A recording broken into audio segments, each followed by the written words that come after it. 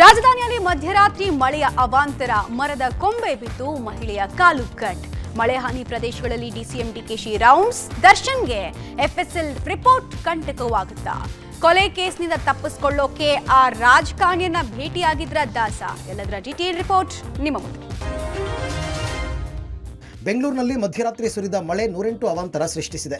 ಮಾರುತಿ ಸೇವಾನಗರದಲ್ಲಿ ಬೃಹತ್ ಮರದ ಕೊಂಬೆಗಳು ಬಿದ್ದು 3 ಶಾಲಾ ಮಕ್ಕಳು ಸೇರಿದಂತೆ 6 ಮಂದಿಗೆ ಗಾಯಗಳಾಗಿವೆ. ಆ ಪೈಕಿ 2 ಸ್ಥಿತಿ ಗಂಭೀರವಾಗಿದೆ. ಮಾಣಿಕ್ಯವೇಲ್ ಎಂಬುವರ ಎದೆ ಭಾಗಕ್ಕೆ ತೀವ್ರ ಪೆಟ್ಟು ಬಿದ್ದಿದ್ದು, ವಿಶಾಲಾಕ್ಷಿ ಎಂಬಾಕೆಯ ಕಾಲಿನ ಮೊಳೆ ಮುರಿದಿದೆ. ಇಬ್ಬರಿಗೂ ಖಾಸಗಿ ಆಸ್ಪತ್ರೆಯಲ್ಲಿ ಚಿಕಿತ್ಸೆ ಮುಂದುವರೆದಿದೆ.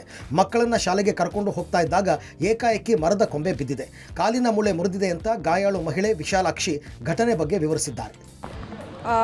ಬೆಳಿಗ್ಗೆ 6 ಜನ ಬಂದರು. ಮಕ್ಕಳಿಗೆಲ್ಲರಿಗೂ ಮೈನರ್ ಇಂಜುರೀಸ್ ಇತ್ತು. 2 ಅಡಲ್ಟ್ಸಿಗೆ ನಾವು ಫುಲ್ ಕಂಪ್ಲೀಟ್ ಕೇರ್ ಕೊಡ್ತಾ ಇದ್ದೀವಿ. They are in safe hands. They are doing fine. ಆರಾಮಾಗಿದ್ದಾರೆ. ಇವಾಗ ಫ್ರ್ಯಾಕ್ಚರ್ಸ್ ಇದೆ, ಬಟ್ ಅವರು ಸೇಫ್ ಆಗಿದ್ದಾರೆ. ಕ್ರಿಟಿಕಲ್ ಕಂಡೀಷನಲ್ಲಿಲ್ಲ, ಆರಾಮಾಗಿದ್ದಾರೆ. ನಾವು ಚೆನ್ನಾಗಿ ಅವ್ರು ನೋಡ್ಕೋತೀವಿ. ಭಯ ಪಡೋವಂಥದ್ದು ಏನಿಲ್ಲ. ಇನ್ನು ಬೆಂಗಳೂರಿನಲ್ಲಿ ಮಳೆ ಹಾನಿ ಪ್ರದೇಶಗಳಿಗೆ ಡಿಸಿಎಂ ಡಿಕೆ ಶಿವಕುಮಾರ್ ಭೇಟಿ ನೀಡಿ ಪರಿಶೀಲಿಸಿದರು. Silk board junction, Jayadeva underpass ವೀಕ್ಷಿಸಿದ್ರು. ಬಿಬಿಎಂಪಿ ಬಿಎಂಆರ್ಸಿಎಲ್ ಸ್ಥಳೀಯ ಪೊಲೀಸರಿಂದ ಮಾಹಿತಿ ಪಡೆದುಕೊಂಡರು. ಮಾರುತಿ ಸೇವಾ ನಗರದಲ್ಲಿ ಮರ ಬಿದ್ದು ಗಾಯಗೊಂಡವರ ಆರೋಗ್ಯ ವಿಚಾರಿಸಿದ್ರು. ಬಾಣಸವಾಡಿ ಖಾಸಗಿ ಆಸ್ಪತ್ರೆಗೆ ಭೇಟಿ ನೀಡಿ ವೈದ್ಯರಿಂದ ಮಾಹಿತಿ ಪಡೆದು ಗಾಯಾಳುಗಳಿಗೆ ಧೈರ್ಯ ತುಂಬಿದ್ದಾರೆ. ಗಾಯಾಳುಗಳ ಚಿಕಿತ್ಸಾ ವೆಚ್ಚ ಬಿಬಿಎಂಪಿ ಭರಿಸಲಿದೆ ಅಂತ ಡಿಕೆಶಿ ತಿಳಿಸಿದ್ದಾರೆ. ಇನ್ನು ಪಬ್ಲಿಕ್ ಟಿವಿ ಸುದ್ದಿ ಬೆನ್ನಲ್ಲೇ ಮಾರುತಿ ಸೇವಾ ನಗರದಲ್ಲಿ ಬಿದ್ದ ಮರವನ್ನ ಬಿಬಿಎಂಪಿ ತೆರವುಗೊಳಿಸಿದೆ. ನಾನು ಒಂದು ಅಬ್ಸರ್ವ್ ಮಾಡಿದ್ದೀನಿ. ನಾವು ಎಷ್ಟೇ ಪಾಟೋಲ್ನ ಮುಚ್ಚಬೇಕು ಅಂತೇಳಿ ನೋಡಿದ್ರು, ನಾನೇ ಕಣ್ಣಲ್ಲಿ ನೋಡಿದೆ, ಎಲ್ಲ ಒಂದೊಂದು ಅರ್ಧ ಅಡಿ ಗುಂಡಿಗಳಿವೆ. ಇದು ಬಹಳ ಡೇಂಜರಸ್ ಕೇಸು. ಮಳೆ ನಿಂತಾಗೆ ಎಲ್ಲ ಹೇಳಿದ್ದೀನಿ, ಸುಮಾರೆಲ್ಲ ಅಪ್ಲೋಡ್ ಮಾಡ್ತಾ ಇದ್ದಾರೆ.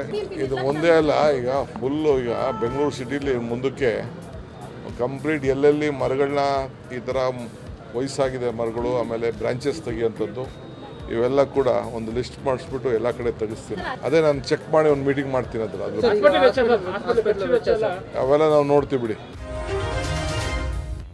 ಗೋವಿಂದರಾಜನಗರದಲ್ಲಿ ಕಾರಿನ ಮೇಲೆ ಮರದ ಕೊಂಬೆ ಬಿದ್ದು ಕಾರಿನ ಮೇಲ್ಭಾಗ ಸಂಪೂರ್ಣ ಜಖಂಗೊಂಡಿದೆ.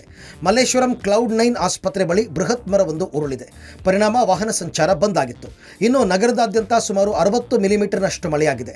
ಹಗದೂರು 53 ಮಿಲಿಮೀಟರ್, ವಿಶ್ವೇಶ್ವರಪುರಂ 52.50, ನಾಯಂಡಹಳ್ಳಿ 52, ಆರ್ಆರ್ ನಗರ 2 48.50, ಪುಲಕೇಶಿನಗರ 45.50, ನಾಗೇನಹಳ್ಳಿ 45.50, ವಿದ್ಯಾಪೀಠ 44, ಎಚ್ಎಸ್ಆರ್ ಲೇಔಟ್ 43, ಚಾಮರಾಜಪೇಟೆಯಲ್ಲಿ 41 ಮಿಲಿಮೀಟರ್ ಮಳೆಯಾಗಿದೆ.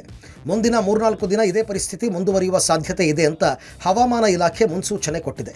ಡಿಸಿಎಂ ಡಿಕೆ ಶಿವಕುಮಾರ್ ಪ್ರತಿಕ್ರಿಯಿಸಿ, ಬೆಂಗಳೂರಿನಲ್ಲಿ ಮಳೆ ಬೀಳಬೇಕು, ನಗರದಲ್ಲಿ ಇನ್ನೂ ಕೆರೆಗಳು ತುಂಬಿಲ್ಲ, ಅಪಾರ್ಟ್ಮೆಂಟ್ನಲ್ಲಿ ನೀರು ನುಗ್ಗಿದ್ರೆ ಸರಿ ಮಾಡೋಣ ಅಂತ ಹೇಳಿದರು. ಚಿತ್ರದುರ್ಗದ ರೇಣುಕಾಸ್ವಾಮಿ ಕೊಲೆ ಪ್ರಕರಣಕ್ಕೆ ಟ್ವಿಸ್ಟ್ ಸಿಕ್ಕಿದೆ. ಪ್ರಕರಣದಿಂದ ತಪ್ಪಿಸಿಕೊಳ್ಳೋದಕ್ಕೆ ನಟ ದರ್ಶನ್ ರಾಜ್ಯದ ಕೆಲ ರಾಜಕಾರಣಿಗಳಿಗೆ ಕರೆ ಮಾಡಿರುವ ಬಗ್ಗೆ ಮಾಹಿತಿ ಸಿಕ್ಕಿದೆ. ಹೀಗಾಗಿ ಆ ರಾಜಕಾರಣಿಗಳಿಗೆ ನೋಟಿಸ್ ಕೊಟ್ಟು ಪೊಲೀಸರು ವಿಚಾರಣೆಗೆ ಕರೆಯುವ ಸಾಧ್ಯತೆ ಇದೆ. ಇನ್ನು ಪ್ರಕರಣದ ತನಿಖೆ ಈಗ ಚಾರ್ಜ್ ಶೀಟ್ ಹಂತಕ್ಕೆ ತಲುಪಿದೆ.